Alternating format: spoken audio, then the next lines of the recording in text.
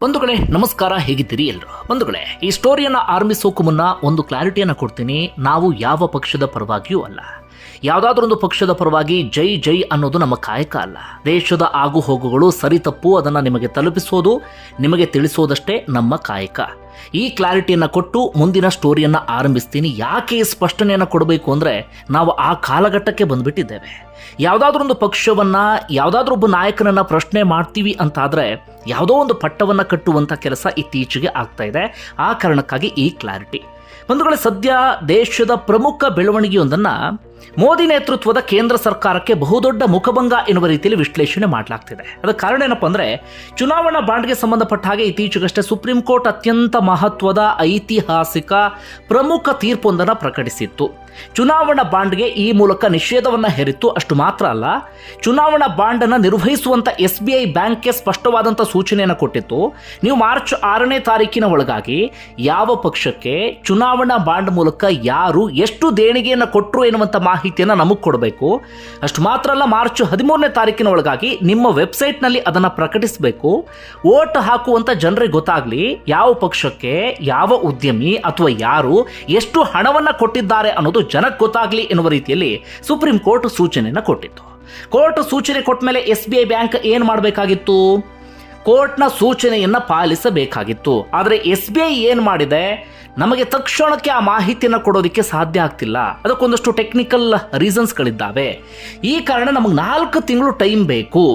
June 30ರವರೆಗೆ, ಅಂದರೆ ಈ ಚುನಾವಣೆ ಮುಗಿದು ಮುಂದಿನ ಸರ್ಕಾರ ರಚನೆ ಆಗುವಂತಹ ಸಂದರ್ಭದಲ್ಲಿ ನಾವು ಆ ಮಾಹಿತಿಯನ್ನು ನಿಮಗೆ ಕೊಡಬಹುದು. ತಕ್ಷಣಕ್ಕಂತೂ ನಮಗೆ ಕೊಡೋದಕ್ಕೆ ಸಾಧ್ಯ ಆಗ್ತಿಲ್ಲ ಅಂತ SBI ಇದೀಗ ಕೋರ್ಟ್ಗೊಂದು ಅರ್ಜಿಯನ್ನು ಸಲ್ಲಿಸಿದೆ. ಹೆಚ್ಚು ಕಡಿಮೆ ಮಾರ್ಚ್ 11ನೇ ತಾರೀಕು ಆ ಅರ್ಜಿ ವಿಚಾರಣೆಗೆ ಬರುವ ಹಾಗೆ ಕಾಣಿಸ್ತಾ ಇದೆ. ಕೋರ್ಟ್ ಆನಂತರ ಏನು ಸೂಚನೆ ಕೊಡುತ್ತೆ ಅನ್ನೋದನ್ನು ಕಾದು ನೋಡಬೇಕಿದೆ. ಈಗ ಸಾರ್ವಜನಿಕ ವಲಯದಲ್ಲಿ ಚರ್ಚೆ ಆಗ್ತಿರುವಂಥ ವಿಚಾರ, ಅಥವಾ ಕೇಂದ್ರ ಸರ್ಕಾರಕ್ಕೆ ಯಾಕೆ ಮುಖಭಂಗ ಅಂತ ಕರೆಯಲಾಗ್ತಿದೆ ಅಂದರೆ, ಒಂದು ಪ್ರಮುಖವಾದಂಥ ವಿಚಾರ ಅಂದರೆ, ಈ 4 ತಿಂಗಳು ಸಮಯಾವಕಾಶ SBIಗೆ ಯಾಕೆ? ನಾನು ಡೀಟೇಲಾಗಿ ಆಮೇಲೆ ಎಕ್ಸ್ಪ್ಲೇನ್ ಮಾಡ್ತಾ ಹೋಗ್ತೀನಿ, ಸಮಯಾವಕಾಶ ಬೇಕಾಗುತ್ತೆ ಇಲ್ವಾ ಅನ್ನೋದನ್ನು. ಒಂದಷ್ಟು ವಿಚಾರವನ್ನು ಇಲ್ಲಿ ಹೇಳ್ತಾ ಹೋಗೋದಾದರೆ, SBI 4 ತಿಂಗಳು ಸಮಯಾವಕಾಶವನ್ನು ಕೇಳಿದ್ದು ಯಾಕೆ? ಯಾವ ಪಕ್ಷವನ್ನು, ಯಾರನ್ನ SBI ರಕ್ಷಣೆ ಮಾಡೋದಕ್ಕೆ ಹೊರಟಿದೆ ಅನ್ನೋದು ಸಾರ್ವಜನಿಕ ವಲಯದಲ್ಲಿ ಚರ್ಚೆ ಆಗ್ತಿರುವಂಥ ವಿಚಾರ. ಮೋದಿ ಸರ್ಕಾರಕ್ಕೆ ಯಾಕೆ ಮುಖಭಂಗ ಅಂತ ಗಮನಿಸ್ತಾ ಹೋಗೋದಾದರೆ, ಈ ಚುನಾವಣಾ ಬಾಂಡನ್ನು ಜಾರಿಗೆ ತಂದಿದ್ದು ಮೋದಿ ನೇತೃತ್ವದ ಕೇಂದ್ರ ಸರ್ಕಾರ. ಚುನಾವಣಾ ಬಾಂಡನ್ನು ಅತಿಯಾಗಿ ಸಮರ್ಥಿಸಿಕೊಳ್ತಾ ಇದ್ದಿದ್ದು ಮೋದಿ ನೇತೃತ್ವದ ಕೇಂದ್ರ ಸರ್ಕಾರ. ಚುನಾವಣಾ ಬಾಂಡ್ ಮೂಲಕ ಉದ್ಯಮಿಗಳಿಂದಲೋ ಅಥವಾ ಸಾರ್ವಜನಿಕರಿಂದಲೋ ಅತಿ ಹೆಚ್ಚು ಹಣವನ್ನು ಸಂಗ್ರಹಿಸಿದ್ದು ಯಾರು? ಮೋದಿ ನೇತೃತ್ವದ ಕೇಂದ್ರ ಸರ್ಕಾರ. ಬರೋಬ್ಬರಿ 6,566 ಕೋಟಿಯಷ್ಟು ದೇಣಿಗೆ 2023ರವರೆಗೆ BJPಗೆ ಹರಿದು ಬಂದಿದೆ. ಈ ರೀತಿಯಾಗಿ ಚುನಾವಣಾ ಬಾಂಡನ್ನು ಬಲವಾಗಿ ಸಮರ್ಥಿಸಿಕೊಂಡಿದ್ದಂತಹ, ಕೋರ್ಟ್ ತೀರ್ಪು ಕೊಟ್ಟಾದ ಬಳಿಕವೂ ಕೂಡ ಅದನ್ನು ಸಮರ್ಥನೆ ಮಾಡಿಕೊಳ್ತಿದ್ದಂತಹ BJPಗೆ ಈ ನಡೆ ಮುಖಭಂಗ ಎನ್ನುವ ರೀತಿಯಲ್ಲಿ ವಿಶ್ಲೇಷಣೆ ಮಾಡಲಾಗ್ತಾ ಇದೆ. ಓಕೆ, ಮುಂದಿನ ವಿಚಾರಕ್ಕೆ ಬರೋಣ. ಮೊದಲಿಗೆ ಚುನಾವಣಾ ಬಾಂಡ್ ಅಂದರೆ ಏನು, ಅದರಿಂದ ಏನು ಸಮಸ್ಯೆ ಆಗ್ತಿತ್ತು, ಅದರ ಬಗ್ಗೆ ಒಂದಷ್ಟು ವಿಚಾರವನ್ನು ಗಮನಿಸ್ತಾ ಹೋಗೋಣ. ಬಂಧುಗಳೇ, ಈ 2017-18 ಸಂದರ್ಭದಲ್ಲಿ ಬಜೆಟ್ ಘೋಷಣೆ ಮಾಡುವಂಥ ಸಂದರ್ಭದಲ್ಲಿ ಚುನಾವಣಾ ಬಾಂಡನ್ನು ಜಾರಿಗೆ ತರಲಾಯಿತು. ಮೋದಿ ನೇತೃತ್ವದ ಕೇಂದ್ರ ಸರ್ಕಾರ ಆ ಚುನಾವಣಾ ಬಾಂಡನ್ನು ಜಾರಿಗೆ ತರುತ್ತೆ. ಚುನಾವಣಾ ಬಾಂಡ್ ಅಂದರೆ ಏನು ಅಂತ ಸಿಂಪಲ್ ಆಗಿ ಹೇಳ್ತಾ ಹೋಗೋದಾದರೆ, ಅದೊಂದು ಪ್ರಾಮಿಸರಿ ನೋಟ್ ಇದ್ದ ಹಾಗೆ. ಫಾರ್ ಎಕ್ಸಾಂಪಲ್, ಯಾರೋ ಒಬ್ಬ ಉದ್ಯಮಿ, X ಎನ್ನುವಂಥ ಉದ್ಯಮಿ, ಆತ ಕೋಟಿ ಒಡೆಯನಾಗಿರ್ತಾನೆ. ಆತನಿಗೆ ಯಾವುದೋ ಒಂದು ಪಕ್ಷಕ್ಕೆ ದೇಣಿಗೆ ಕೊಡಬೇಕು ಅಂತ ಅನಿಸುತ್ತೆ. ಆತ ಏನು ಮಾಡ್ತಾನೆ, ಸೀದಾ SBI ಬ್ಯಾಂಕ್ಗೆ ಬರ್ತಾನೆ. ಎಲ್ಲ SBI ಬ್ಯಾಂಕಿಗೆ ಹೋಗೋದಕ್ಕಾಗೋದಿಲ್ಲ, ಹೆಚ್ಚು ಕಡಿಮೆ ಒಂದು 29 ಶಾಖೆಗಳನ್ನು ನಿಗದಿ ಮಾಡಲಾಗಿದೆ. ಆ SBI ಬ್ಯಾಂಕ್ಗೆ ಬಂದು ಒಂದಷ್ಟು ಚುನಾವಣಾ ಬಾಂಡನ್ನು ಆತ ಖರೀದಿ ಮಾಡ್ತಾನೆ. ಒಂದು ಚುನಾವಣಾ ಬಾಂಡ್ಗೆ 1 ಕೋಟಿಯಷ್ಟು ಅಮೌಂಟ್ ಇರುತ್ತೆ. ಆತ 50 ಚುನಾವಣಾ ಬಾಂಡೋ, 100, 1000 ಎಷ್ಟು ಬೇಕಾದರೂ ಖರೀದಿ ಮಾಡೋದಕ್ಕೆ ಅವಕಾಶ ಇದೆ. ಆ ಚುನಾವಣಾ ಬಾಂಡನ್ನು ಖರೀದಿ ಮಾಡಿ ಆತ ಬ್ಯಾಂಕ್ಗೆ ಇಂತಿಷ್ಟು ಅಂತ ಹೇಳಿ ಅಮೌಂಟನ್ನು ಹಾಕಬೇಕಾಗತ್ತೆ. ಅದಾದ ಬಳಿಕ ಆ ಚುನಾವಣಾ ಬಾಂಡನ್ನು ತಗೊಂಡು ಹೋಗಿ ರಾಜಕೀಯ ಪಕ್ಷದ ಕಚೇರಿಗೆ ಕೊಡ್ತಾನೆ. ಅದಾದ ಬಳಿಕ ಆ ರಾಜಕೀಯ ಪಕ್ಷದಿಂದ ಒಬ್ಬರು ಬಂದು SBI ಬ್ಯಾಂಕ್ಗೆ ಬಂದು ಆ ಚುನಾವಣಾ ಬಾಂಡನ್ನು ನಗದಾಗಿ ಕನ್ವರ್ಟ್ ಮಾಡ್ಕೊಂಡು ಹೋಗ್ತಾರೆ. ಅಂದರೆ ಅಮೌಂಟನ್ನು ಕನ್ವರ್ಟ್ ಮಾಡ್ತಾರೆ ಅವರ ಆ ಬ್ಯಾಂಕ್ ಖಾತೆಗೆ, ರಾಜಕೀಯ ಪಕ್ಷದ ಖಾತೆಗೆ SBIನಿಂದ ಹಣ ಕ್ರೆಡಿಟ್ ಆಗತ್ತೆ. ಇದು ಚುನಾವಣಾ ಬಾಂಡ್ನ ಪ್ರೋಸೆಸ್. ಆದರೆ ಇಲ್ಲಿ ಸಮಸ್ಯೆ ಏನಪ್ಪ ಅಂದರೆ, ಯಾರು ಯಾವ ಪಕ್ಷಕ್ಕೆ ಎಷ್ಟು ದೇಣಿಗೆಯನ್ನು ಕೊಟ್ಟರು ಎನ್ನುವಂಥ ವಿಚಾರವನ್ನು ಅತ್ಯಂತ ಗೌಪ್ಯವಾಗಿ ಇಡಲಾಗುತ್ತೆ. ವೋಟ್ ಹಾಕುವಂಥ ನಮಗೆ, ಸಾರ್ವಜನಿಕರಿಗೆ ಈ ವಿಚಾರ ಗೊತ್ತಾಗೋದಿಲ್ಲ.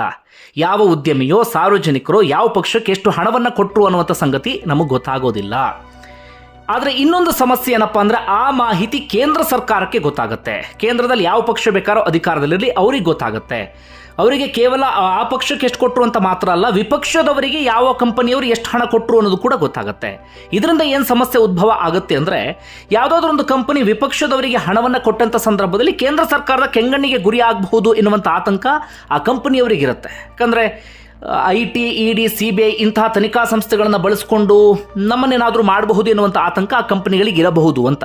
ಬಳಸ್ಕೊಳ್ತಾರೆ ತನಿಖಾ ಸಂಸ್ಥೆಗಳನ್ನು ಅಂತಲ್ಲ, ಆದರೆ ಇಂಥದ್ದೊಂದು ವಾದ ಸಾರ್ವಜನಿಕ ವಲಯದಲ್ಲಿ ಇದೆ. ಇದು ಒಂದು ಸಮಸ್ಯೆ. ಆದರೆ ಮತ್ತೊಂದು, ಈ ಚುನಾವಣಾ ಬಾಂಡ್ ಭ್ರಷ್ಟಾಚಾರದ ಪ್ರತಿರೂಪ ಎನ್ನುವಂಥ ವಾದ ಇದೆ. ಅದು ಯಾಕಪ್ಪ ಅಂದರೆ, ಉದಾಹರಣೆಗೆ ಎಕ್ಸ್ ಎನ್ನುವಂಥ ಕಂಪನಿಗೆ ಕೇಂದ್ರ ಸರ್ಕಾರ ಯಾವುದೋ ಒಂದು ಕೆಲಸದ ಗುತ್ತಿಗೆಯನ್ನು ಕೊಡ್ತು ಅಂತ ಇಟ್ಕೊಳ್ಳಿ. ಆಗ ಎಕ್ಸ್ ಎನ್ನುವಂಥ ವ್ಯಕ್ತಿ ಲಂಚದ ರೂಪದಲ್ಲಿ ಚುನಾವಣಾ ಬಾಂಡನ್ನು ಖರೀದಿ ಮಾಡಿ ಆ ಪಕ್ಷಕ್ಕೆ ದೇಣಿಗೆಯನ್ನು ಕೊಡಬಹುದು. ಇದೊಂದು ರೀತಿಯಲ್ಲಿ ಪರೋಕ್ಷವಾಗಿ ಭ್ರಷ್ಟಾಚಾರ ನಡೆದ ರೀತಿಯಲ್ಲಿ. ಯಾಕಂದರೆ ಅದು ಗೌಪ್ಯವಾಗಿ ಇರುತ್ತೆ. ಯಾವ ವ್ಯಕ್ತಿ ಕೇಂದ್ರ ಸರ್ಕಾರಕ್ಕೆ ಎಷ್ಟು ಹಣ ಕೊಟ್ಟ ಅಂತ ಗೊತ್ತಾಗೋದಿಲ್ಲ. ಆತ ಗುತ್ತಿಗೆಯನ್ನು ಪಡೆದಿದ್ದಕ್ಕೆ ಹಣ ಕೊಟ್ಟನ ಅಥವಾ ಇನ್ಯಾವ ಕಾರಣಕ್ಕಾಗಿ ಹಣ ಕೊಟ್ಟ ಇದು ಗೊತ್ತಾಗೋದಿಲ್ಲ. ಇದು ಒಂದು ರೀತಿಯಲ್ಲಿ ಪರೋಕ್ಷವಾಗಿ ಭ್ರಷ್ಟಾಚಾರ ಎನ್ನುವಂಥ ಆರೋಪವೂ ಕೂಡ ಇತ್ತು. ಈ ಕಾರಣಕ್ಕಾಗಿ ಚುನಾವಣಾ ಬಾಂಡ್ ಜಾರಿಗೆ ಬಂದಾಗಿನಿಂದಲೂ ಕೂಡ ವಿಪಕ್ಷದವರು ಹಾಗೆ ಸಾರ್ವಜನಿಕರು ಕೂಡ ಇದಕ್ಕೆ ತೀವ್ರವಾದಂಥ ವಿರೋಧವನ್ನು ವ್ಯಕ್ತಪಡಿಸ್ತಾ ಇದ್ರು.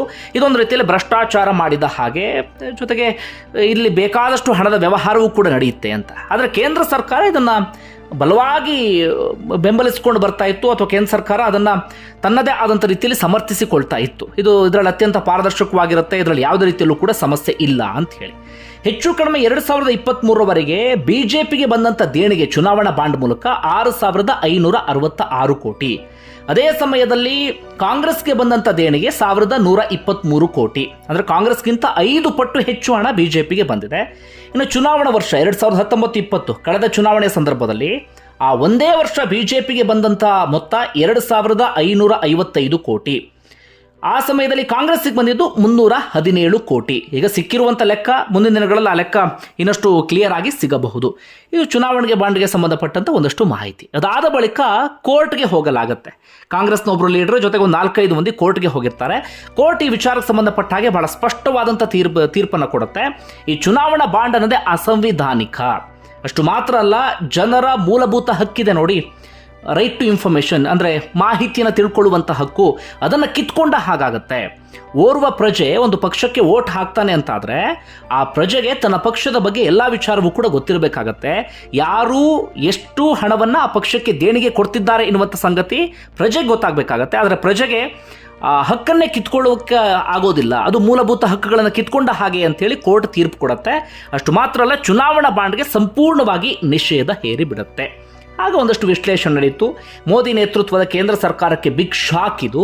ಅಷ್ಟು ಮಾತ್ರ ಅಲ್ಲ, ಮುಖಭಂಗ ಎನ್ನುವ ರೀತಿಯಾದಂಥ ಒಂದಷ್ಟು ವಿಶ್ಲೇಷಣೆ ಎಲ್ಲವೂ ಕೂಡ ಆಗ ನಡೆದಿತ್ತು. ಇದು ಹಿಂದಿನ ವಿಚಾರ.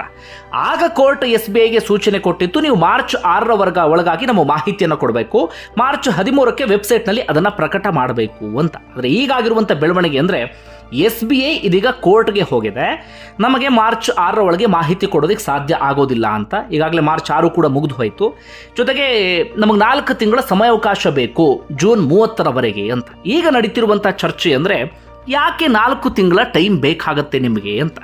ಈ ಹಿಂದೆ ಕೇಂದ್ರ ಸರ್ಕಾರ SBI ಮೂಲಕ ಮಾಹಿತಿಯನ್ನು ಪಡ್ಕೊಂಡಾಗ ಚುನಾವಣಾ ಬಾಂಡ್ಗೆ ಸಂಬಂಧಪಟ್ಟ ಹಾಗೆ ತಕ್ಷಣಕ್ಕೆ SBI ಮಾಹಿತಿಯನ್ನು ಕೊಡ್ತಾ ಇತ್ತು ಕೇಂದ್ರ ಸರ್ಕಾರಕ್ಕೆ, ಇಂತಿಂಥವರು ಇಂತಿಷ್ಟು ಹಣವನ್ನು ನಿಮ್ಮ ಪಕ್ಷಕ್ಕೆ ಅಥವಾ ವಿಪಕ್ಷದವರಿಗೆ ಕೊಟ್ಟಿದ್ದಾರೆ ಅಂತ. ಆದರೆ ಈಗ ಯಾಕೆ SBIಗೆ ಟೈಮ್ ಬೇಕು?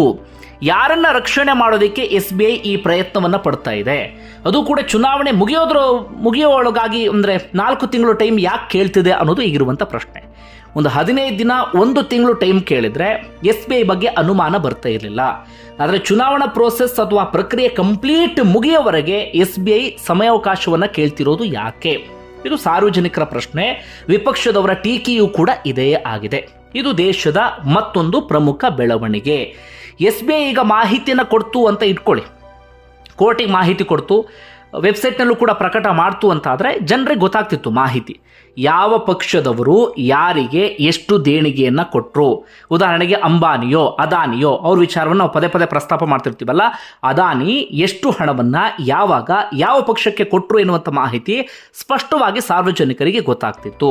ಆದರೆ SBI ಇದೀಗ ತಕ್ಷಣಕ್ಕೆ ಮಾಹಿತಿಯನ್ನು ಕೊಡೋದಕ್ಕೆ ನಿರಾಕರಿಸಿದಂಥ ಕಾರಣಕ್ಕಾಗಿ ತಕ್ಷಣಕ್ಕಂತೂ ಸಾರ್ವಜನಿಕರಿಗೆ ಆ ಮಾಹಿತಿ ಗೊತ್ತಾಗೋದಿಲ್ಲ. ಆ ಗೌಪ್ಯತೆ ಮತ್ತೊಮ್ಮೆ ಮುಂದುವರೆದ ಹಾಗಾಗತ್ತೆ. ಹೀಗಾಗಿ ಮಾರ್ಚ್ 11ರವರೆಗೆ ಕುತೂಹಲ ಇದೆ. 11ಕ್ಕೆ ಕೋರ್ಟ್ ಈ ವಿಚಾರಕ್ಕೆ ಸಂಬಂಧಪಟ್ಟ ಹಾಗೆ ಅರ್ಜಿ ವಿಚಾರಣೆ ನಡೆಸಬಹುದು. ಅವತ್ತು ಕೋರ್ಟ್ ಮತ್ತಾವ ರೀತಿಯಲ್ಲಿ ಸೂಚನೆಯನ್ನು ಕೊಡುತ್ತೆ ಅಂತ. ಮತ್ತೊಂದು ಕಡೆಯಿಂದ SBI ವಿರುದ್ಧ ಇದೀಗ ಕೋರ್ಟ್ ಮತ್ತೊಂದು ಅರ್ಜಿಯನ್ನು ಹಾಕಲಾಗಿದೆ. SBI ನ್ಯಾಯಾಂಗ ನಿಂದನೆಯನ್ನ ಮಾಡ್ತಾ ಇದೆ. ಕೋರ್ಟ್ ತೀರ್ಪಿಗೆ ಕವಡೆ ಕಾಸಿನ ಕಿಮ್ಮತ್ತನ್ನು ಕೂಡ ಕೊಡ್ತಾ ಇಲ್ಲ ಅಂತ. ಇದು ಸದ್ಯದ ಮತ್ತೊಂದು ಪ್ರಮುಖ ಬೆಳವಣಿಗೆ. ಒಂದು ವೇಳೆ ನಿಮಗೆ ಏನಿಸುತ್ತೆ ಕಮೆಂಟ್ ಬಾಕ್ಸಲ್ಲಿ ಮೆನ್ಷನ್ ಮಾಡಿ. ಧನ್ಯವಾದ ವಿಡಿಯೋ ನೋಡಿದ್ದಕ್ಕಾಗಿ.